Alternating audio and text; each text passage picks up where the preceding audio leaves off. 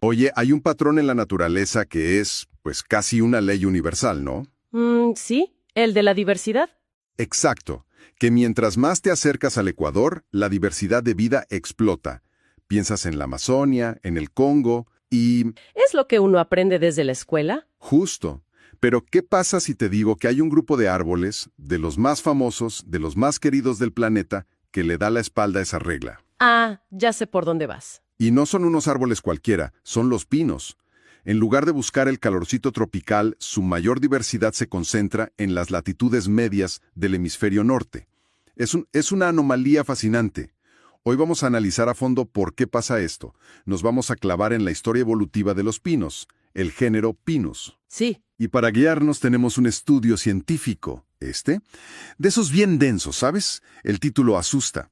Análisis filogenómico y ecológico revela la evolución espaciotemporal de los pinos a nivel global.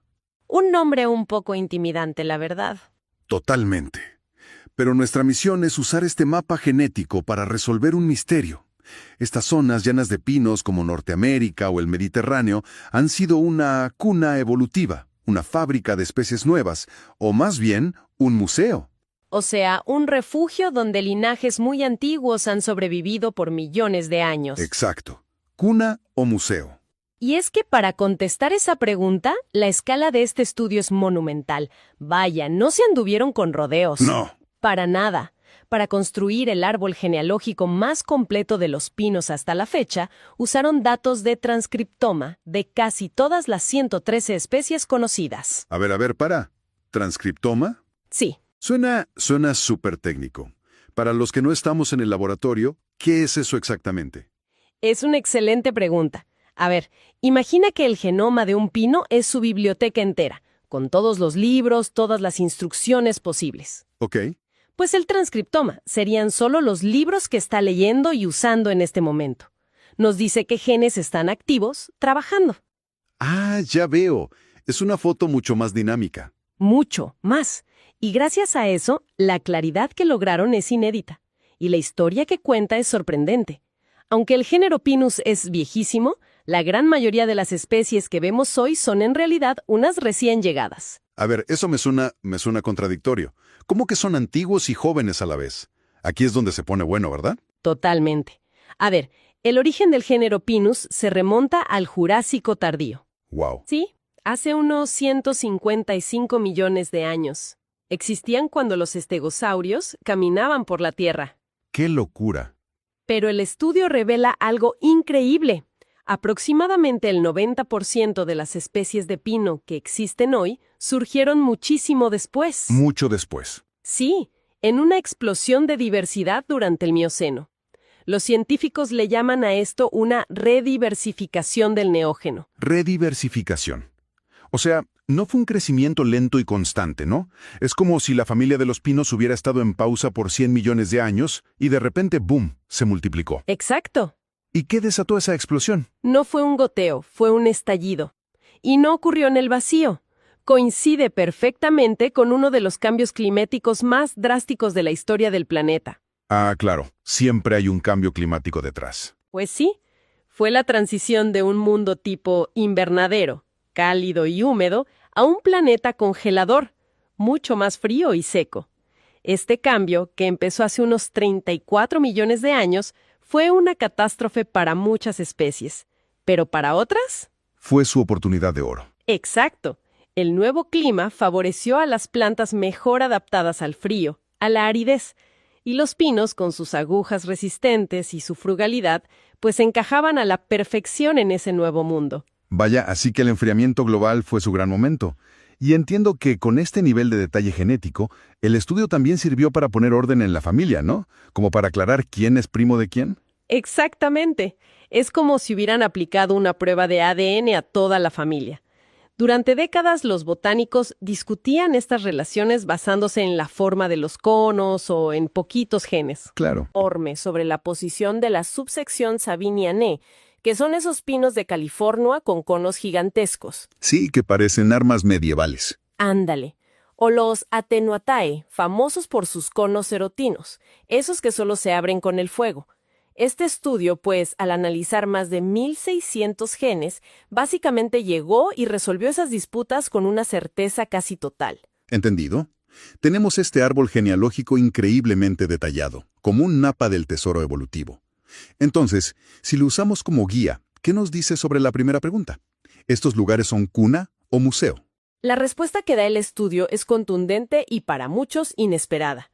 Para las latitudes medias, pensemos en Norteamérica, la cuenca del Mediterráneo y el este de Asia, la conclusión es que han funcionado predominantemente como un museo evolutivo. Espera, ¿museo? Yo siempre había pensado que la evolución era creación constante, movimiento. ¿Cómo puede un lugar ser tan diverso simplemente por no perder especies? Suena un poco pasivo. Es que esa pasividad es la clave. El hallazgo central es que las especies que encontramos en esas zonas, sobre todo en el noreste de Norteamérica y en el Mediterráneo, son significativamente más antiguas que las de otras latitudes. ¿Más viejas que las de México, por ejemplo? Mucho más viejas que las de México o las del norte de Eurasia. La diversidad no viene de una producción frenética de especies nuevas, sino de la acumulación de linajes viejos que han logrado persistir ahí por millones de años. Órale. Entonces la razón de su riqueza es que son lugares increíblemente seguros para ser un pino. ¿Y por qué son tan seguros? El estudio sugiere que la clave es la estabilidad climática a largo plazo que han ofrecido estas regiones, especialmente en sus zonas montañosas. O sea, refugios. Exacto. Áreas que, a pesar de las glaciaciones, mantuvieron lugares donde estos linajes antiguos pudieron aguantar. Y los datos lo confirman, cuando analizaron la tasa neta de diversificación. Que es especiación menos extinción, ¿cierto? Justo. Vieron que esa tasa ha disminuido lentamente desde el Cretácico. Si fueran una cuna, esperaríamos ver picos recientes de creación de especies, pero no es así. Pero a ver, aquí hay algo que no me cuadra. Si los museos están en Norteamérica y el Mediterráneo, porque son estables, ¿qué onda con México? Tengo entendido que es el lugar con más especies de pino del mundo. Casi la mitad de todas las especies. ¿Ahí no aplica la regla o qué sucede? México es la excepción que confirma la regla, y es la parte más fascinante de la historia. Aunque tiene la mayor riqueza de especies, esas especies son, en promedio, mucho más jóvenes que las de los museos del norte. Ah, o sea que... Nos dice que México no ha sido un refugio de linajes antiguos. Ha sido más bien un centro de diversificación muy reciente y explosivo. Es más una cuna que un museo. ¿Y cómo pasó? El modelo que proponen es que a medida que el clima global se enfriaba, los pinos migraron hacia el sur desde los museos de Norteamérica. Ok. Y al llegar a la increíblemente compleja topografía de México, con todas sus sierras madres, sus valles, sus volcanes, encontraron un mosaico de hábitats nuevos y aislados. Y ese aislamiento es la receta perfecta para la especiación rápida. La receta perfecta. Así que México se convirtió en una cuna vibrante, pero alimentada por inmigrantes que venían de los viejos museos del norte. ¡Guau! ¡Qué historia! Entonces, si quisiéramos resumir los ingredientes en la receta evolutiva de los pinos, ¿cuáles serían? Si el estudio analizó 31 variables, ¿cuál fue la que realmente movió la aguja? La respuesta fue sorprendentemente clara: la topografía. La topografía. ¿Más que el clima? Más que la temperatura, más que la lluvia. El factor más importante ha sido la formación de grandes cadenas montañosas, lo que los geólogos llaman orogenia.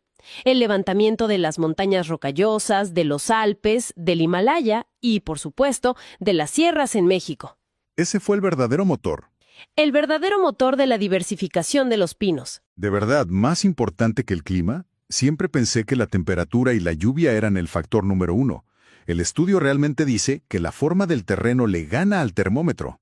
Le gana en el sentido de que es el factor que crea las oportunidades. Las montañas hacen dos cosas cruciales. Primero, crean una enorme variedad de microclimas, laderas soleadas y secas, valles húmedos, cimas alpinas. Un montón de casitas diferentes para vivir. Exacto. Y segundo, actúan como barreras físicas que aíslan a las poblaciones. Una población de pinos en un valle puede quedar separada de la del valle de al lado por una cresta de 4.000 metros. Ah, claro. Entonces, si las montañas son como muros, eso significa que la mayoría de las especies nuevas no aparecen porque una semilla vuela a otro continente, sino porque los vecinos se vuelven extraños. Precisamente, eso explica un dato clave del estudio. Casi el 76% de los eventos de especiación ocurrieron dentro de la misma área, no por dispersión a larga distancia, Evolucionaron ahí mismo. en esas islas de hábitat creadas por las montañas. Y sobre el clima, pues el estudio confirma la intuición. Los pinos prefieren hábitats templados y algo secos. ¿Ok? El índice de aridez fue el factor climático decisivo. De hecho, su aversión al calor extremo y a la humedad es lo que probablemente le cerró la puerta de los trópicos. El pino típico no es un árbol de la selva. De acuerdo. Montañas como escenario, un clima templado seco como preferencia. Pero nos falta el elemento más cinemático, el más dramático de todos. ¿Qué hay del fuego? Ah, el fuego. ¿Cómo ha moldeado a estos árboles? El fuego no es un actor secundario, ha sido un escultor evolutivo de primer orden.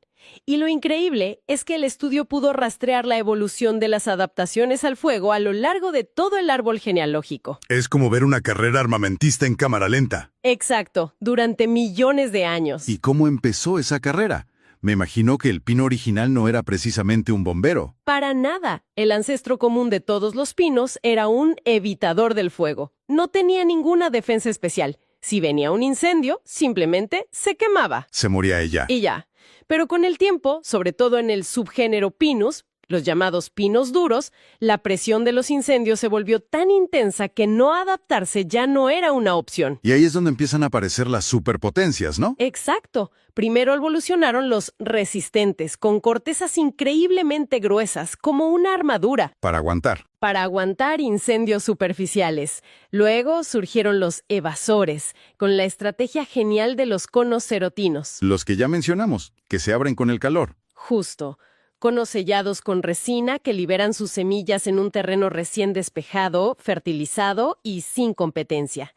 Y, finalmente, aparecieron los perduradores, capaces de rebrotar desde la base después de que el fuego ha calcinado todo. Es una maravilla de la adaptación. ¿Y qué fue lo que hizo que el fuego se volviera un problema tan grande? Otro cambio global, la expansión de los pastizales durante el Oligoceno y el Neógeno. Ah, más pasto, más combustible. Más pasto y hierba significa más combustible fino y seco. Los ecosistemas se volvieron mucho más inflamables y los incendios más frecuentes e intensos. Los pinos que no desarrollaron alguna de estas estrategias simplemente... Fueron borrados del mapa. Exacto. Oye, y leí en los datos del estudio un detalle geográfico que me voló la cabeza. Resulta que no todos los pinos del mundo respondieron igual. En América y el Mediterráneo se adaptaron a fuegos cada vez más fuertes, pero en el este de Asia pasó lo contrario. Es una de las conclusiones más elegantes del estudio. Es alucinante. O sea, mientras los pinos americanos y europeos se estaban convirtiendo en bomberos de élite, los pinos asiáticos estaban olvidando cómo usar el extintor. Es una analogía perfecta. Y hay una explicación muy sólida para ello. Hace unos 22 a 25 millones de años, en Asia Oriental se estableció el clima monzónico. Lluvias torrenciales. Exacto. Este sistema trajo veranos muy húmedos, muy lluviosos, creando un ambiente mucho menos propenso a los incendios. Al reducirse la presión del fuego, esas adaptaciones tan costosas, Como tener una corteza de medio metro de grosor. justo, dejaron de ser una ventaja. Incluso pudieron volverse un lastre. Y así, algunas especies, con el tiempo, las perdieron. ¡Wow! Y esta diferencia radical en los regímenes de fuego podría ser la razón fundamental por la que hoy la mayor diversidad de pinos está en México, una tierra de fuego, y no en el suroeste de China. ¡Qué locura de historia! A ver, déjame ver si entendí todo el rompecabezas. Tenemos a los pinos, un linaje antiquísimo, de la era de los dinosaurios, que se mantuvo en perfil bajo por 100 millones de años. Sí, como en pausa. Luego, un enfriamiento global les dio su gran oportunidad y explotaron en diversidad. Exacto, una rediversificación reciente. Y su extraña distribución, lejos del Ecuador, se debe a que las zonas de latitudes medias como Norteamérica han sido museos, donde linajes muy viejos se han acumulado. No son cunas. La gran excepción de México, que es una cuna más reciente, impulsada por la migración y su geografía montañosa. Y los grandes arquitectos de su evolución han sido, primero, las montañas que los aíslan, y segundo, el fuego, que los ha forzado a esta increíble carrera armamentista evolutiva. Así es más o menos la historia. Lo has clavado. Es la síntesis perfecta. Y lo interesante es que el estudio no solo mira al pasado, también se atreve a especular un poco sobre el futuro. Ah, sí. Sí, dada su preferencia evolutiva por hábitats templados y algo secos, los autores sugieren que los pinos podrían ser sorprendentemente resilientes al calentamiento global actual. ¿En serio? Especialmente en latitudes y altitudes altas, donde el aumento de temperaturas podría abrirles nuevos territorios. Es una perspectiva, pues, un poco más optimista de lo que solemos escuchar para los árboles. Vaya, no me lo esperaba. Y para cerrar, quiero dejar una última idea en el aire, un detalle del estudio que me pareció absolutamente fascinante. A ver. El análisis mostró que la tasa de evolución de rasgos como el número de agujas por fascículo, o sea, cuántas agujas vienen juntas en un paquetito, aumentó antes de que evolucionaran las adaptaciones complejas al fuego. Sí, ese es un detalle sutil pero muy profundo. ¿Qué significa eso? Sugieren que rasgos aparentemente simples, como la densidad de las agujas o la cantidad de resina, pudieron haber afectado la inflamabilidad de los árboles mucho antes de que el fuego fuera un factor dominante. Podrían haber sido una especie de preadaptación accidental. Y eso me lleva a una pregunta que me deja pensando. En la evolución, a veces la herramienta aparece antes de que su portador sepa para qué sirve realmente. ¡Qué buena pregunta! ¿De qué manera rasgos físicos sutiles, que quizás evolucionaron por otra razón, pueden preparar a un linaje para un cambio ambiental dramático que aún no ha llegado? Es un recordatorio de que la evolución no siempre es una respuesta directa y calculada, sino a menudo un juego increíblemente complejo de azar, preparación y finalmente oportunidad.